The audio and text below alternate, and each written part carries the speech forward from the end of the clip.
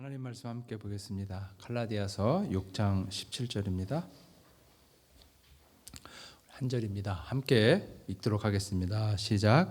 이후로는 누구든지 나를 괴롭게 하지 말라. 내가 내 몸에 예수의 흔적을 지니고 있노라. 아멘. 바울 사도가 살았던 당시에 짐승이나 노예의 몸에는 흔적이 있었습니다. 근데 그 흔적이 아주 잘 보이는 곳에 있었어요. 그 이유는 그 짐승이나 노예가 누구의 소유인지를 표시하기 위해서 그렇게 이제 잘 보이는 곳에 흔적을 남겼던 거죠. 이 흔적이라는 말은 헬라어로는 스티그마라고 하는데 오늘날 우리가 쓰는 표현으로 한다면 문신이나 타투라고 말하면 정확할 것 같아요. 그래서 로마 제국 당시에 신분이 높은 부유한 집에서는 집안마다 쇠도장을 만들어 놓았어요. 그 쇠도장을 불에다 벌겋게 달구어서 짐승이나 노예의 몸에 이렇게 낙인을 확 찍는 것입니다.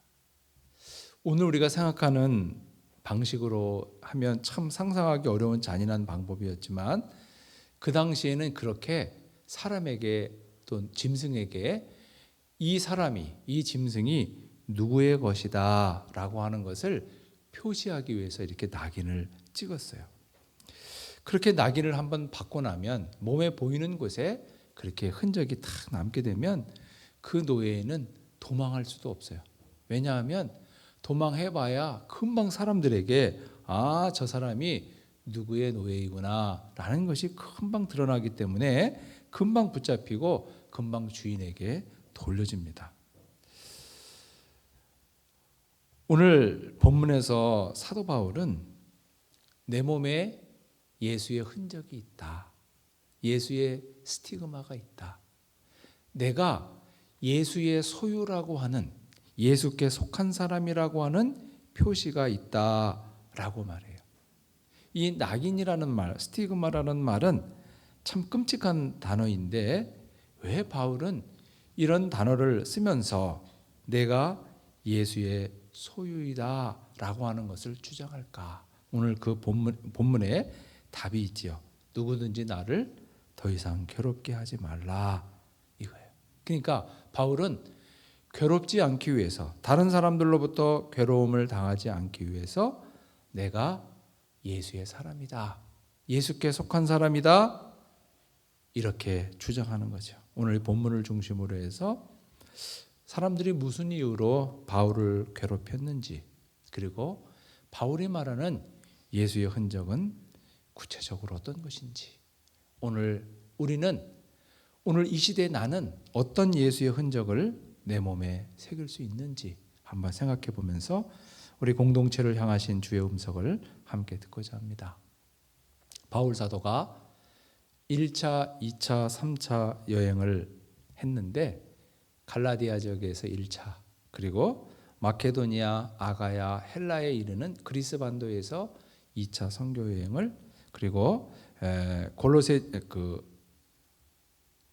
그리고 세 번째는 그 에베소에서 3차 선교 여행을 했습니다. 그런데 이렇게 선교 여행을 하는 중에 계속해서 바울을 괴롭힌 것은 뭐냐면 사도권 시비입니다. 바울이 정말 예수의 사도냐?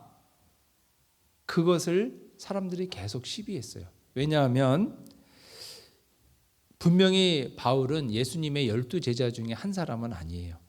그리고 가룟 유다가 자살을 하고 가룟 유다 대신에 마띠아라는 사람이 새로운 예수님의 12제자 중에 한 사람으로 이렇게 추가가 됩니다. 그렇기 때문에 그 사도 바울은 예수님의 12제자는 아니에요. 그리고 바울도 자기가 예수님의 12제자라고 주장한 적도 없습니다. 바울은 항상 나는 예수 그리스도의 종이다. 예수 그리스도의 사도다. 그래요.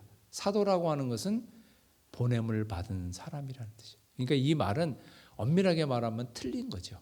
사도라는 것은 보냄을 받은 무리라는 복수고 단수로 말하면 사자지요. 보냄을 받은 사람이란 뜻이에요. 그러니까 바울은 나는 주님으로부터 보냄을 받은 사람이다. 그래서 나는 주의 사도다라는 것을 강조합니다. 근데 바울이 자기가 사도라고 주장하는 근거는 뭐냐면 다메섹 도상에서 내가 부활하신 주님을 만났다는 거예요.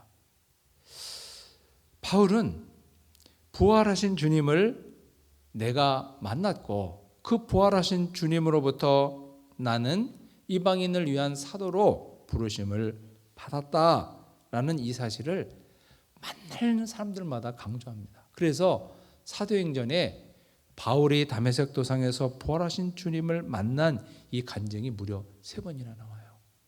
그런데 사람들이 생각할 때 바울이 다메섹 도상에서 부활하신 주님을 만난 그 사건은 객관적인 건 아니잖아요.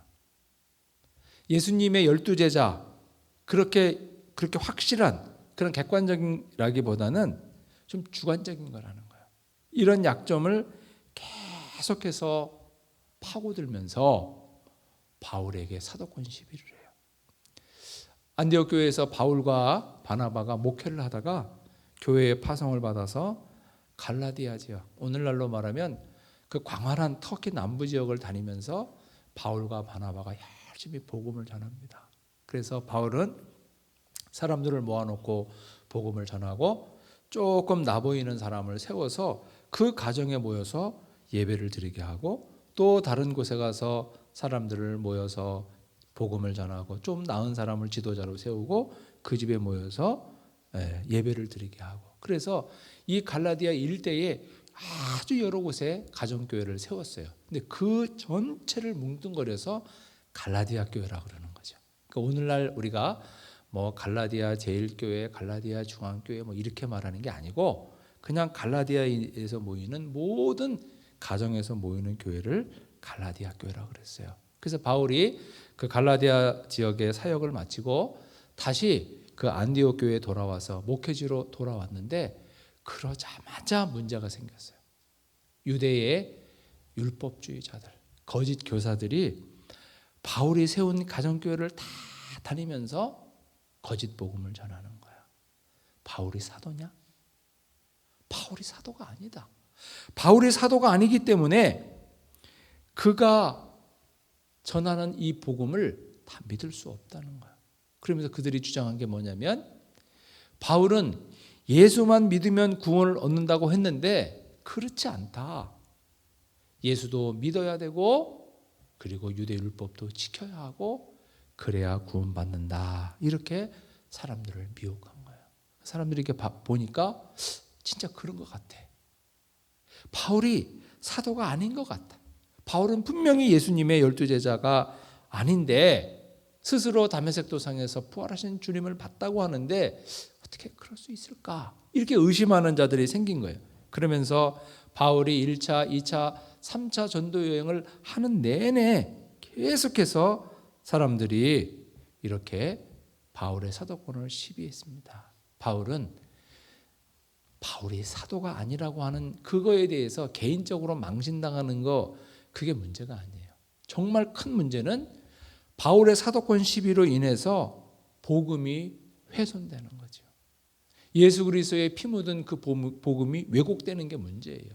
다시 말하면 바울이 전한 복음이 바울이 진짜 사도가 아니기 때문에 그 복음을 그대로 믿을 수 없다면 복음은 더 이상 복음이 아닌 게 되고 구원의 도를 제시할 수 없게 되는 거예요. 바울이 전한 복음을 통해서 사람들이 구원을 얻고 그것에 통해서 하나님의 자녀가 된다고 바울은 말했는데 그걸 의심하면 받아들이지 않으면 복음은 더 이상 복음으로서의 역할을 할 수 없는 것입니다. 그렇기 때문에 바울은 어디를 가든지 내가 부활하신 주님을 보았다. 내가 부활하신 주님을 만났고 부활하신 주님으로부터 내가 이방인을 위한 사도로 보냄을 받았다. 나는 가짜가 아니라 진짜다. 그것을 강조하게 되었던 거죠. 여러분 우리가 흔히 종 그러면은 영어로 servant라고 생각하잖아요. 근데 사도 바울은 종이라는 말을 할 때 servant라고 안 하고 slave라 그래요. 나는 그리스도의 노예다 하는 거죠. 노예다. 그러니까 이 당시 이 로마에서는 이 짐승과 노예는 차이가 없어요. 차이가 있다면 말을 하느냐 못하느냐 그 차이지 똑같이 주인의 재산입니다. 주인이 마음대로 팔 수도 있고 살 수도 있고 심지어는 죽일 수도 있었어요. 그렇기 때문에 이 로마 제국 당시의 노예가 주인의 말을 듣지 않는다, 있을 수 없는 이야기죠. 그래서 바울은 어디를 가든지 그는 주님의 뜻을 물었고 주님의 뜻대로 살려고 노력을 했습니다. 그러면서 내가 사도라고 하는 것을 계속해서 바울은 주장했던 거죠. 그래서 사도행전에 보면 사도 바울이 예루살렘에 갔을 때 유대인들에게 붙잡혀서 망신을 당하는데 그때 천부장 앞에서 바울은 과감하게 외칩니다. 내가 부활하신 주님을 만났고 내가 이방인을 위한 사도라고. 그리고 또 사도행전 그 말미에 보면은 헤롯의 증손자였던 헤롯 아그리파 2세 앞에서도 내가 부활하신 주님을 만났다고 계속해서 강조하면서 자기의 간증을 합니다. 이 바울의 사도권을 계속해서 시비했는데 그 중에서 가장 시비가 컸던 교회는 고린도 교회예요. 고린도 교회 사람들은 가장 바울에 대해서 사도권을 시비를 했어요.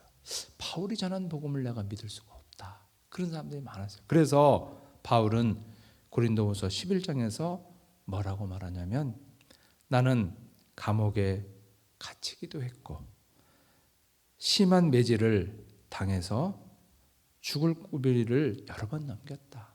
태장에 하나를 감한 매를 5번 맞았고 3번 태장으로 맞았고 돌에 맞아 실신했고 3번 파손하여 망망대해에서 보냈고 강도의 위협과 동족의 위협과 도시에서 광야에서 가는 곳마다 고통의 연속이었다 그래요. 이 말을 하는 이유는 그러니까 나를 좀 알아달라, 내 수고를 알아달라는 게 아니에요.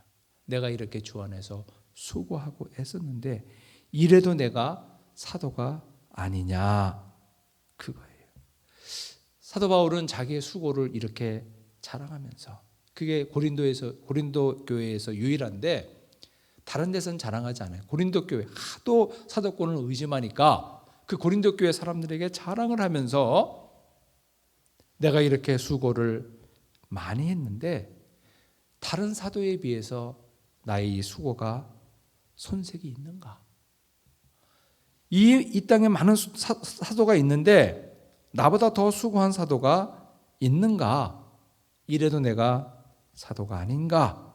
이렇게 바울은 주장하면서 바울이 전한 복음, 그것이 정말로 오리지널한 예수의 피 묻은 복음임을, 바울이 전한 그 복음을 믿었을 때 거기에 구원의 능력이 있고 거기에 하나님의 자녀가 되는 그 권세가 있다는 것을 바울은 그렇게 강하게 외쳤던 것입니다. 바울의 사도권이 왜곡되면 그것은 복음은 더 이상 복음이 아닌 거예요. 그래서 갈라디아 교회에서 보는 것처럼 바울은 열심히 다니면서 사람들을 세우고 조금 나아 보이는 사람을 지도자로 세우고 계속 다녔는데 사람들이 와서 미혹을 하니까 거기에 속아서 표대가 흔들리는 거예요. 정말 예수만 믿으면 구원을 얻나? 어떤 사람들은 그걸 못 믿으니까 예수도 믿고 율법도 지키는데 나중에는 이게 짐이 너무 무거운 거예요. 예수를 믿는 기쁨이 하나도 없어요. 율법을 어길 때마다 구원 못 받는지 두려워하고 율법을 어길 때마다 나는 가짜 믿음인가 두려워하면서 예수 믿는 자유가 없었던 거예요. 그러니까 그러한 것을 미연에 방지하기 위해서 바울은 집요하게 자기의 사도권을 주장할 수밖에 없었습니다. 여러분 우리가 한번 생각해 봐요. 그 바울 당시에 바울의 사도권을 주장하는 사람이 바울의 사도권을 의심하는 사람이 많았을까요? 아니면은 인정하는 사람이 많았을까? 인정해 주는 사람이 압도적으로 많았어요. 그런데 조금 소수의 사람들이 그렇게 바울의 사도권을 가지고 문제를 삼고 그것은 복음의 왜곡을 가져오는 문제를 일으키게 됐던 거죠. 여러분 우리가 바울의 사도권을 인정해 준 사람들이 훨씬 더 많았다라고 하는 것을 우리가 어떻게 알 수 있을까? 그것은 바울의 주변에 있는 사람들을 보면 알 수 있습니다. 바울 주변에는 많은 사람들이 있었어요. 디모데가 있었고 디도가 있었고, 바울을 위해서라면 눈이라도 뽑아줄 수 있을 정도로 헌신적이었던 브리스길라와 아굴라가 있었습니다. 뿐만 아니라 로마서 16장에 보면은 40명이 넘는 많은 이름들이 등장해요. 그 사람들이 다 바울의 동역자들입니다. 만약에 바울의 사도권을 의심했다면 그렇게 바울의 사역이 위대하게 진행될 수 없었어요. 근데 참 놀라운 것은 뭐냐면 로마서 16장에 나오는 그 이름들, 40명이 넘는 그 이름들을 보면, 그 이름을 보면 이 사람이 신분이 높은 사람인지 낮은 사람인지 여자인지 남자인지 이방인인지 유대인인지 다 가늠이 되거든요. 근데 그 40명의 이름을 보면 정말로 골고루해요. 신분이 높은 사람, 낮은 사람, 노예였던 사람, 주인이었던 사람, 남자, 여자, 이방인, 유대인 다 있는 거예요. 그러니까 바울 안에서 사역했던 사람들은 그 안에서 남자와 여자의 구분도 없었고, 이방인과 유대인의 구분이 없었고, 신분이 높고 낮은 사람의 구분이 없었다는, 이건 혁명이죠. 왜냐하면 당시 사회에서 남자와 여자, 이방인과 유대인, 신분이 높은 주인과 노예는 물과 기름처럼 절대로 섞일 수 없는 사람들이었어요. 그러나 이 바울의 이 사역 안에서는 사람들이 신분의 높고 낮음을 말하지 않았고, 남자 여자의 구별이 없었고, 이방인과 유대인의 구별이 없었고, 예수의 십자가 안에서 모두가 다 존귀한 하나님의 사람으로, 하나님의 아들로 딸로, 형제로 자매로 서로 협력하며 주님의 일을 이루었던 것입니다. 사람들은 2000년 기독교 역사를 이렇게 보내면서 2000년 기독교 역사 속에서 누가 가장 위대한 사도일까? 사람들은 주저없이 바울을 얘기합니다. 왜냐하면 바울의 영향력이 그렇게 큰 거예요. 우리가 기독교 신학이 아니라 이 기독교를 하나의 종교로 보고 종교학에서도 기독교를 다루잖아요. 이 종교를 학문으로 연구하는 사람들은 뭐라고 말하냐면 기독교를 예수가 만든 게 아니라 바울이 만들었다고 주장하는 사람도 있어요. 그 정도로 바울을 빼고 기독교를 말할 수가 없는 거예요. 우리가 신약 성경이 27권이죠. 그 중에서 바울이 몇 권을 썼겠습니까? 27권 중에서. 히브리서를 바울이 썼다고 치면 13권이고 히브리서를 바울이 쓰지 않았다고 치면 12권이에요. 그 정도로 이 바울의 영향력은 굉장히 대단했었습니다. 바울은 고린도 교회를 향해서 너희들이 그리스도의 향기가 되어달라 그렇게 말해요. 바울을 향해서 그렇게 집요하게 사도권을 의심하고 바울이 전한 복음을 믿을 수 없다고 주장했던 그 고린도 교회를 향해서 사도 바울이 뭐라고 하냐면 너희가 그리스도의 향기가 되어달라 그래. 이 향기라는 말은 어디서 온 말이냐면 로마 군대에서 나온 거예요. 로마 군인들이 전쟁을 해요. 전쟁을 해서 다른 나라와 싸워서 이기잖아요. 그러면은 승전한 로마의 군인들이 돌아온다. 로마로 개선한다. 로마 시내로 개선한다. 그러면은 파발을 띄워서 아주 빠른 말을 타고 그 병사가 막 달려서 바람처럼 달려서 그 로마에 전하잖아요. 근데 로마 시가 가까워 오면 군인들이 향을 피워요. 향을 피우면 바람이 싹 날려서 이 향이 그 로마 시내로 전달돼요. 그러면 사람들이 이 향내를 맡으면서 우리의 승리한 병사들이 돌아오는구나. 이제 우리가 그들을 맞을 준비를 하자 하면서 그 향기를 맡으면서 사람들은 도열을 하고 승리하고 돌아온 군사들을 맞이해요. 이것에서 착안해서 사도 바울은 그리스도의 향기라는 말을 해요. 부활하시고 승천하신 주님. 그러나 그 주님의 향기를 사람들이 맡을 수 있게. 그래서 고린도 교회 사람들을 보면 사람들이 예수 그리스도를 생각하고 그리스도의 임재를 느낄 수 있도록 그렇게 너희가 그리스도의 향기가 되어달라고 사도 바울은 그들에게 부탁을 하는 거예요. 이 사도 바울은 그러면서 이제 내 안에 그리스도의 흔적이 있다 그러잖아요. 근데 그리스도의 흔적은 바울만 있는 게 아니에요. 모든 사람, 디모데나 디도나 누가나 브리스길라나 아골라나 아니면 사도행 로마서 16장에 등장하는 그 많은 사람들이 다 예수의 흔적이 있는 것이죠. 여러분, 그렇다면 사도 바울이 말하는 예수의 흔적은 무엇일까? 우리가 언뜻 생각하는 것은 바울 몸에 있는 상처일 거예요. 태장으로, 그러니까 40에 하나를 감한매를 5번 맞았다라고 했을 때 그 매는 뭐냐면 조그만 이렇게 납조각이 이렇게 끈으로 달린 거거든요. 그거를 이렇게 사람에게 때리면은 그게 살 속에 박히는 거예요. 그게 뜯어지면서 이렇게 살점이 뜯어져 나오는 거예요. 그거를 40대를 때리면 사람이 죽어요. 그래서 40에 하나 감한매를 5번 맞았다는 거예요. 때릴 때 40대를 때리면 죽으니까 39대를 때렸다는 거예요. 거의 죽음의 문턱까지 보내기를 5번을 했다는 거예요. 그렇기 때문에 바울의 몸에는 상처가 많았을 거예요. 근데 그것이 바울이 말하는 예수의 흔적입니다. 그런데 불행인지 다행인지 오늘 우리가 살고 있는 이 시대에 우리는 우리 몸에 그런 예수의 흔적을 가질 수는 없어요. 왜냐하면 예수 믿는다고 때리는 사람이 없기 때문에. 사실 우리가 살고 있는 이 미국 땅에서 내가 예수 믿으면 좋으면 좋았지, 나에게 득이 되면 득이 되었지, 손해볼 일은 사실은 별로 없을 것입니다. 그렇다면 오늘 이 시대를 살아가는 오늘 우리에게 있어서 우리는 어떤 예수의 흔적을 우리의 몸에 새길 수 있을까? 어떤 것이 우리에게 예수의 흔적일까? 가장 중요한 것은요, 내가 내 자신을 많이 사랑하는 것입니다. 그것이 내가 나를 귀하게 여기고 내가 나를 많이 사랑하는 것이 내 몸에 예수의 흔적을 만들어가는 시작점이에요. 어떤 분들은 그렇게 생각할 거예요. 나는 반대인 것 같은데요. 내가 나를 사랑하지 않고 남을 사랑해야 예수의 흔적이 만들어질 것 같은데요. 그 말도 맞아요. 그런데 내가 나를 사랑하지 않으면 남을 사랑할 수가 없습니다.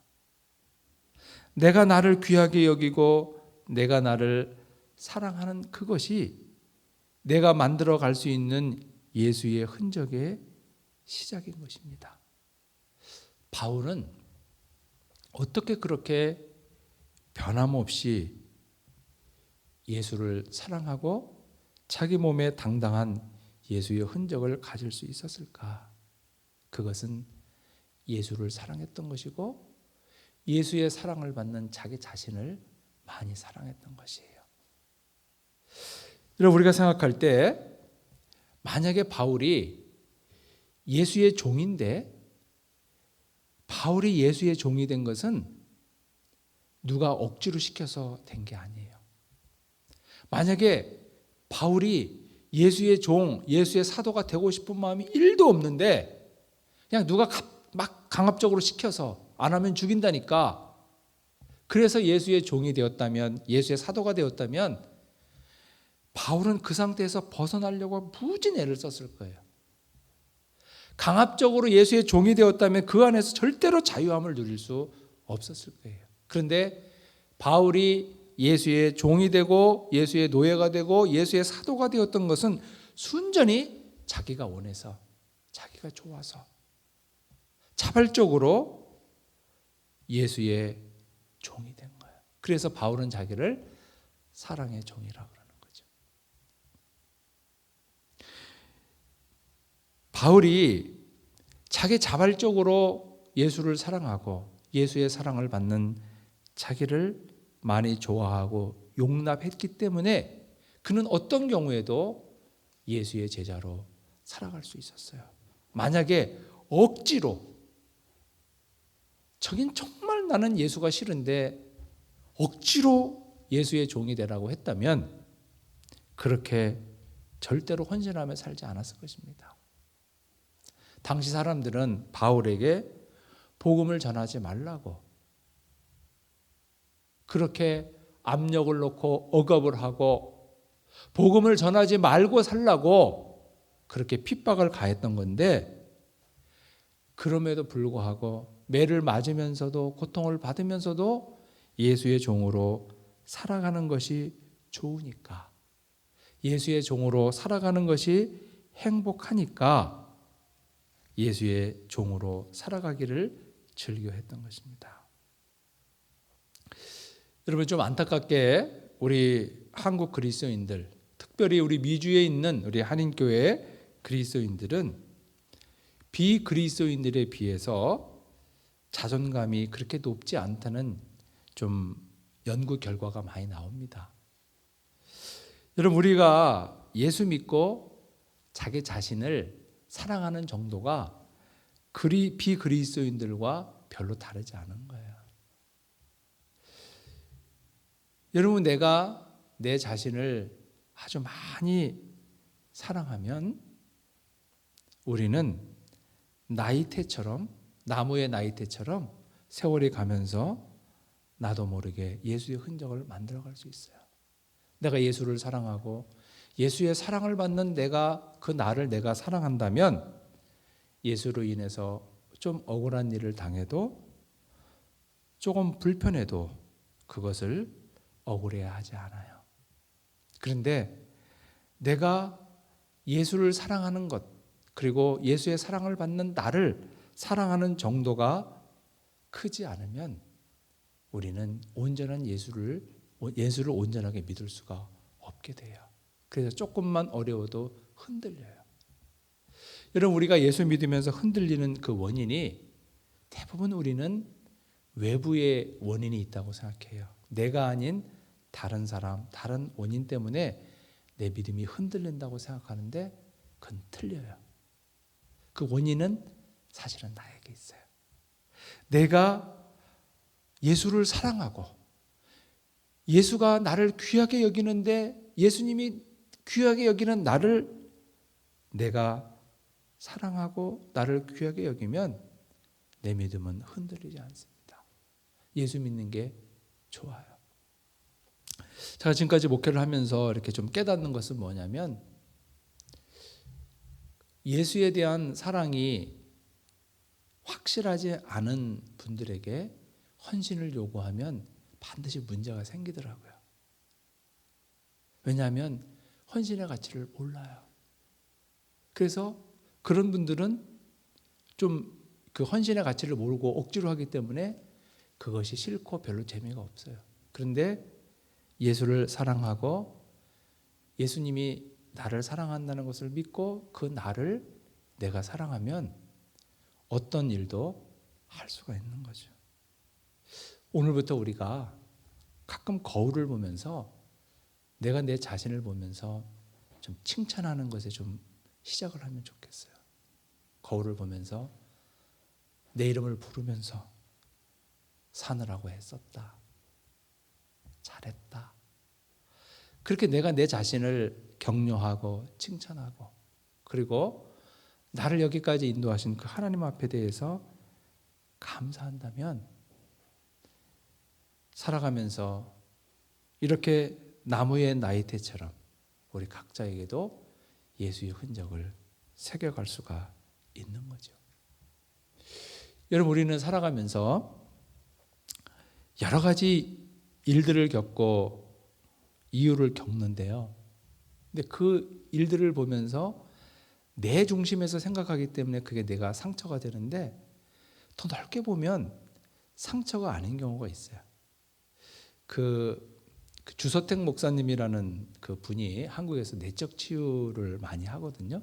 근데 그분이 쓴 책 중에서 울고 있는 내가 있어요. 내 속에 울고 있는 내가 있어요. 그런 책이 있어요. 그게 뭐냐면 그 내적 치유에 참가한 사람들의 이야기를 글로 모은 건데요. 어떤 여자분의 이야기인데 이런 이야기가 있어요.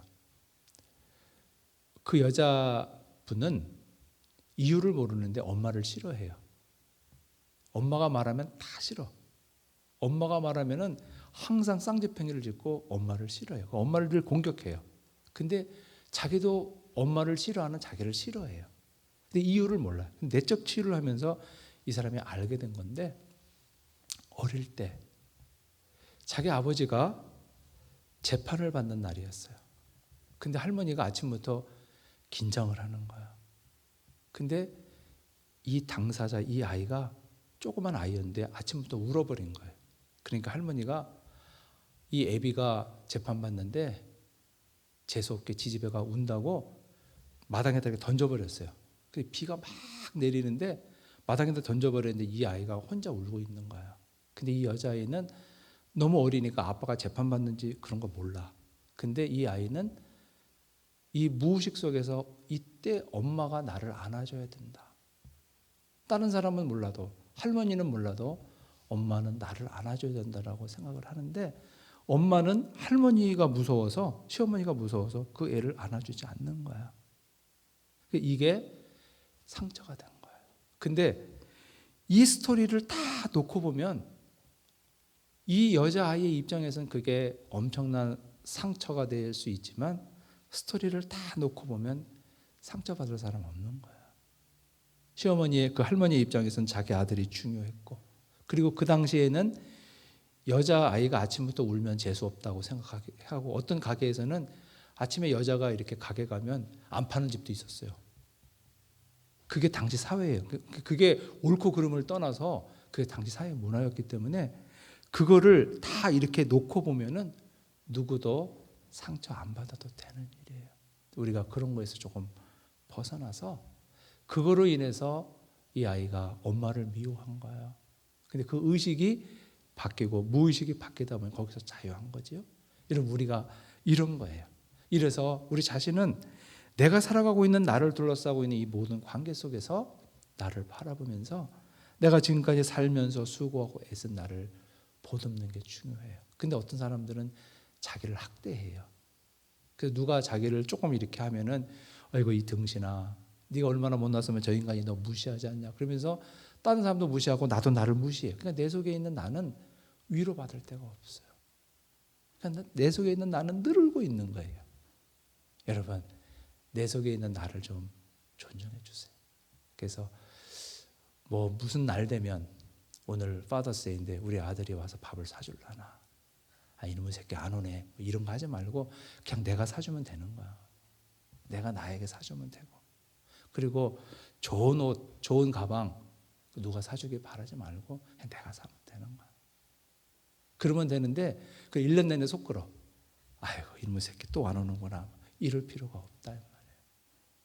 그래서 내가 나를 사랑해야 되는데, 내가 나를 사랑하지 않으면, 내가 나를 미워하면, 내가 나를 부끄러워하면 밖을 안 나가요. 다른 사람에게 날 보이는 게 싫어.